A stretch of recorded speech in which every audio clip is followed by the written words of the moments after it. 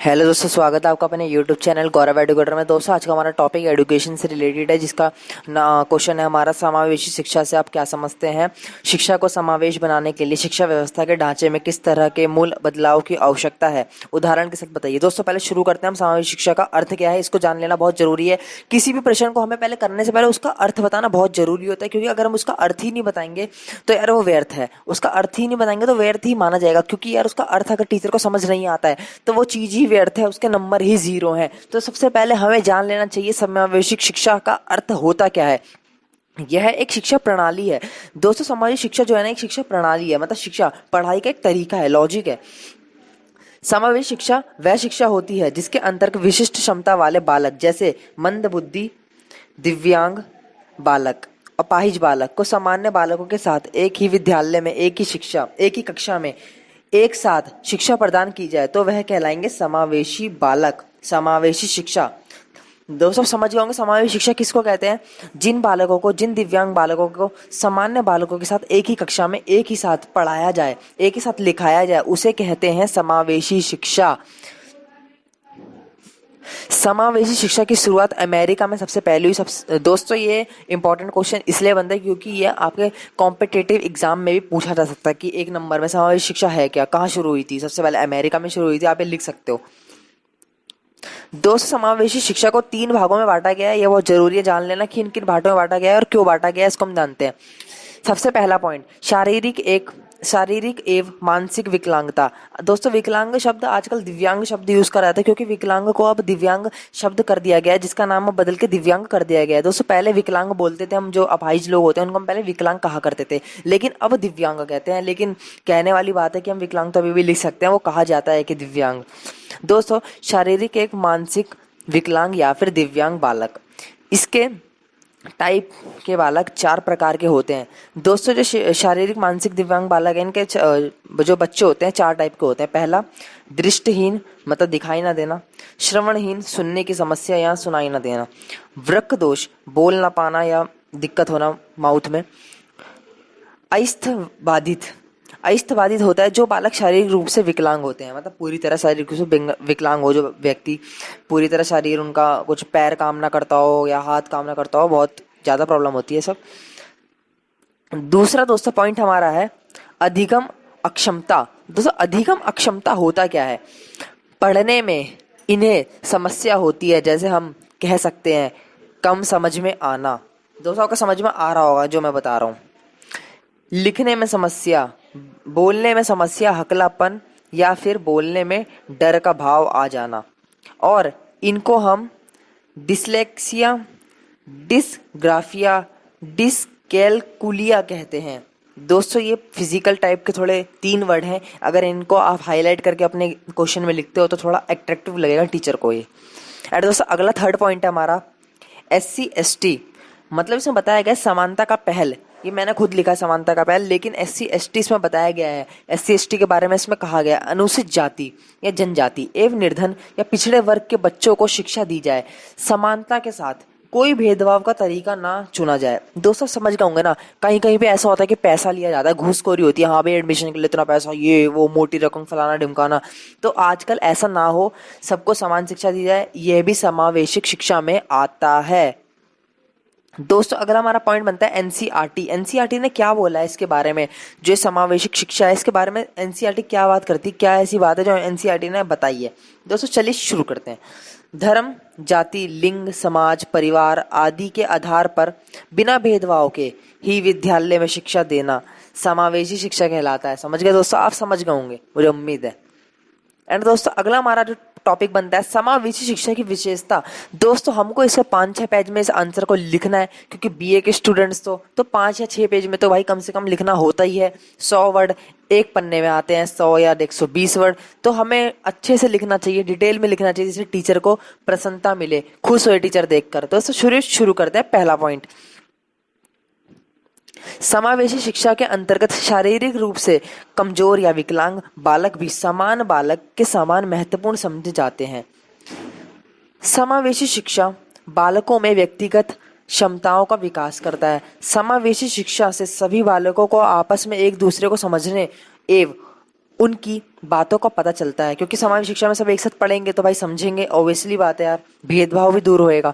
समावेशी शिक्षा से उन सभी बालकों में आत्मनिर्भरता बढ़ती है जो सामान्य बालकों के सामने जाने से डरते हैं। जैसे यार आपने देखा होगा कोई विकलांग बंदा है, उसको थोड़ा यार डर सा लगेगा यार हमारे सामने आते हुए, कहीं यार मेरी बेइज्जती ना करे, कहीं कुछ बोले ना मुझको। तो अगर हम साथ में ही पढ़ेंगे, समावेशी शिक्षा को अपनाएंगे, तो क्यों बेइज्जती करेंगे, साथ में रहेंगे, मिलजुल कर ही रहेंगे, तो एक साथ काम करेंगे ना, तो इससे कुछ भेदभाव पैदा नहीं होगा और बल्कि आत्मनिर्भरता बढ़ेगी उनके अंदर, जो दूसरे बंदे विकलांग है जिनको थोड़ी सी दिक्कत होती है। दोस्तों अगला टॉपिक है शिक्षा व्यवस्था के ढांचे में बदलाव की आवश्यकता। समावेशिक शिक्षा है जो, इसके अंदर क्या बदलाव की आवश्यकता है, इस शिक्षा प्रणाली में क्या बदलाव करना चाहिए जिससे समावेशिक शिक्षा को बढ़ावा मिले, समावेशिक शिक्षा अच्छी बेहतर हो सके। दोस्तों ये पॉइंट आप अपने मन से भी लिख सकते हो, क्योंकि ये यार मन का विचार है, आपका भाव पूछा गया है इसमें, कुछ बदलाव बताओ यार अपने मन से, ये नहीं गूगल से मार दिया कॉपीराइट, अपने मन से करो। पहला, शिक्षक को समावेश बनाने के लिए निम्नलिखित बदलाव की आवश्यकता है। और किन बदलाव की आवश्यकता है दोस्तों जान लेते हैं, आप मन से भी लिखिएगा, अपने मन से भी ऐड कर सकते हो जो आपको इंपॉर्टेंट लगे, जैसे मैंने करा ये। दिव्यांग बच्चों को सामान्य बच्चों के साथ पढ़ाया जाए और उनको समय समय पर खेलों के द्वारा बार बार प्रोत्साहित किया जाए, जिससे उन्हें आगे बढ़ने का प्रेरणा मिले। जो बच्चे विकलांग हैं उनको थोड़ा डर और कम हो शरीर का। यदि कोई बच्चा शारीरिक या मानसिक रूप से पूरी तरह दिव्यांग हो तो उनके लिए अलग क्लासरूम का व्यवस्था करी जाए, जिससे वह अपनी शिक्षा को हासिल करने में कोई समस्या महसूस ही ना करे। दोस्तों जैसे कोई यार बहुत ज्यादा विकलांग है, मतलब उसे सुनाई भी नहीं दे रहा, ना बोला जा रहा, कुछ नहीं है यार, बहुत ज्यादा प्रॉब्लम है समझ लो, और सामान्य बच्चों के साथ बिठा दिया गया उसे, ले भाई पढ़ तू भी पढ़। अब वो भी पढ़ रहा है हम भी पढ़ रहे हैं, तो क्या यार हुआ ही है ना, एक तरह से कुछ समझ ही नहीं आएगा। तो ऐसे बंदों के लिए जो बहुत ही ज्यादा विकलांगता से महसूस कर रहे हैं, विकलांगता उनके अंदर बहुत ज्यादा है, तो यार क्या करना चाहिए, उनके लिए अलग क्लासरूम बनानी चाहिए, लेकिन उनके साथ भेदभाव कोई नहीं होना चाहिए। दोस्तों अगला पॉइंट बनता है विशिष्ट अध्यापकों का प्रबंधन करना अति आवश्यक है, जिससे सभी दिव्यांग बच्चों को शिक्षा के क्षेत्र में आगे बढ़ने और अच्छी पढ़ाई करने का मौका मिल सके। दोस्तों विशिष्ट अध्यापक मतलब जो उनको समझ सके, उनकी बातों को समझ सके। कुछ ऐसे सामान्य खेलों का प्रबंध ऐसे सामान्य स्वस्थ बच्चों के साथ किया जाए जिससे सभी कमजोर बच्चों को उन्हें समझने का मौका मिले। कुछ ऐसी क्लासों का प्रबंध किया जाए जिसमें दोनों विद्यार्थियों को एक साथ बैठकर आपस में एक दूसरे की बातों को समझने का मौका मिले। मतलब इसमें बताया गया है कि यार मैंने बताया कि जो सभी बच्चे हैं ना उनको ऐसे खेल का प्रबंध किया जाए, मतलब ऐसा खेल सामान्य खेल यार, ऐसा नहीं कि मतलब अब हमने शुरू कर दिया भाई साहब कबड्डी, ये तो बंदा गलत बात है। ऐसा सामान्य खेल जो मतलब दोनों ही खेल सके, दोनों ही समझ सके जिस खेल को, ऐसा खेल शुरू किया जाए। और फिर इनमें जब हार जीत होगी, बाई चांस समझो विकलांग बंदा जीत रहा है वो हार रहा है, तो विकलांग बंदे में क्या होगी, प्रेरणा प्रोत्साहित होगा वो अंदर से, हाँ भाई मैं कुछ कर सकता हूँ, मैं कुछ कर सकता हूँ। तो दोनों में क्या होगा, आत्मनिर्भरता बढ़ेगी और दोनों साथी बन के काम करेंगे। ये नहीं भेदभाव तो भाई खत्म ही हो जाएगा ऐसे। दिव्यांग बच्चों के लिए खेलों के क्षेत्र में एक ऐसा विशिष्ट अध्यापकों का होना चाहिए जो अपनी उनकी समस्याएं और किसी बात को समझने में समर्थ हो।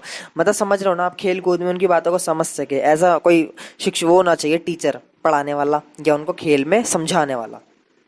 कुछ ऐसे गीतों या किसी ऐसे प्रोग्रामों का आयोजन किया जा सके जिसको करने में दोनों समर्थ हो। यार जैसे कुछ गाना है, ऐसे बोल दिया गया कल एक गाना गाना है, चलो ठीक है भाई गाना गाओ, और किसी को बोल दिया कि ये गाना हम आपको सुनाएंगे तो आपको इस गाने को एज इट इज लिख कर दिखाना है हमें। तो उससे क्या होगा, दोनों में एक कंपटीशन होएगा, सामान्य में भी उनमें भी, तो यार दोनों में फ्रेंडशिप बढ़ेगी। इसमें सभी बातें भाई एक ही है। अब लास्ट में पूछा गया उदाहरण, तो यार उदाहरण बड़ा लॉजिक सा इन्होंने दिया है कि उदाहरण दो, तो उदाहरण दे तो दें क्या, तो मैंने भाई बहुत सोच समझ के लिखा है उदाहरण कि उदाहरण मेरे को देना क्या है। आप अपने मन से भी लिख सकते हो, मैं पहले बता रहा हूँ भाई ये बहुत आसान चीज है, इसके अंदर कुछ भी नहीं कहा गया। आप चाहो तो इसके अंदर ना 100 पेज भर सकते हो, गारंटी के साथ बोल रहा हूं मैं।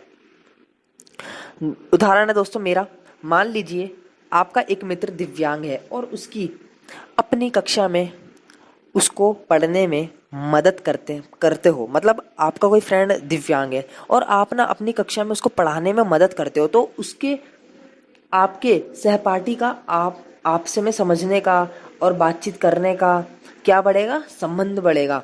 एवं आपसे बात करने में सही लगेगा और उसका मनोबल भी बढ़ेगा, जिससे वह तुमसे बात करने में डरेगा भी नहीं। और अगर ऐसा ही करेगा करके अगर सभी विद्यार्थी एक एक अपना दिव्यांग मित्र बनाएं और उनकी मदद करें तो ऐसे में समावेशी शिक्षा बहुत आगे तक अच्छी तरह से फले फूलेगी। दोस्तों इसके अंदर बस इतना ही। मुझे उम्मीद है कि यार मैंने आपको समावेशी शिक्षा का अर्थ, उसकी विशेषताएं और उसके बारे में सब बता दिया है। अगर आपको वीडियो पसंद आए ना तो लाइक करना, शेयर करना एंड सब्सक्राइब करके बेल आइकन प्रेस जरूर कर देना, जिससे आने वाली वीडियो की नोटिफिकेशन आपको टाइम टाइम मिलती रहे। चलो